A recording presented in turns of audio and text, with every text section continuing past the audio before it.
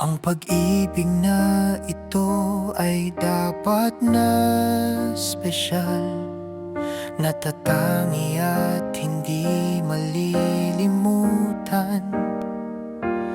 Bakit simple lang magtiwala ka sa kanila, tulad ng pagtitiwala mo sa araw na sisikat?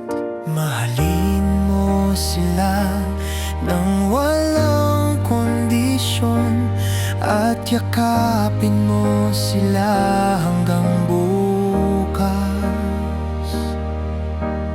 Ang iba pa ay nasa Diyos, ang makapangyarihan na gawin.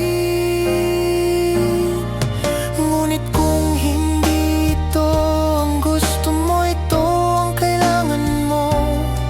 Magpakita ng pasensya at magtiis. Hindi ganun kasimple ang pag-ibig. Ito ay isang bahay na kailangan mong itayo, na alam mong tatakal laban sa bagyo, at isang barko na kailangan mong paglayagin laban sa magarspang na agos. Sasabihin ng iba